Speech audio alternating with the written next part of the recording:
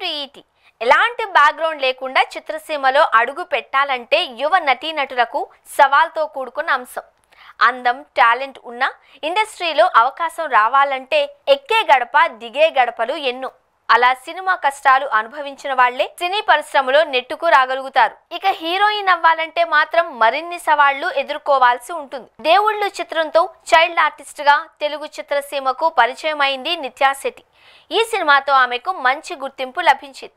ఆ తర్వాత పలు హిట్ మూవీస్ లో నటించి మెప్పించింది ఈ అమ్మడు.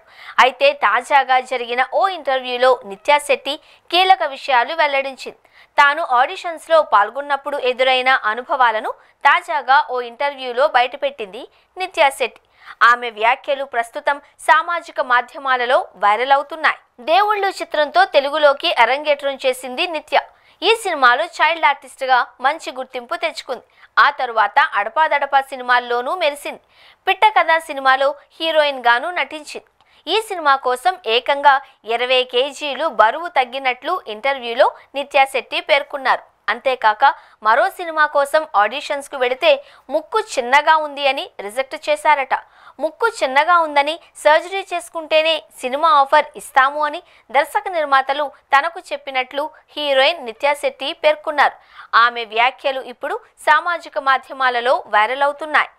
నటి నిత్యా శెట్టి దేవుళ్ళు చిత్రంతో పాటు అంజీ, చిన్ని చిన్ని ఆశ, లిటిల్ హార్ట్స్, మాయా తదితర సినిమాలలో చైల్డ్ ఆర్టిస్ట్ గా నటించింది. తలైవి, మోస్ట్ వాంటెడ్, పండుగాడు చిత్రాలలో తన నటనతో మంచి గుర్తింపు తెచ్చుకుంది. హలో వరల్డ్, 3C అనే వెబ్ సిరీస్ లోనూ నటించింది. అయితే ఈ బ్యూటీ చదువులోనూ టాపర్ గా ఉందట. బీటెక్, ఈసీఈలో ఇంజనీరింగ్ పూర్తి చేసిన ఈ బ్యూటీ ఇన్ఫోసిస్ కంపెనీలో చేరి కొన్నేళ్ల పాటు విధులు నిర్వర్తించింది. మధ్యలో ఇస్రో పరీక్షలో ఉత్తీర్ణత సాధించి అక్కడ కూడా జాబ్ ఆఫర్ సొంతం చేసుకుంది. కానీ వీటిని వదిలిపెట్టి మళ్ళీ సినిమాల్లోకి ఎంట్రీ ఇచ్చింది నిత్యా శెట్టి.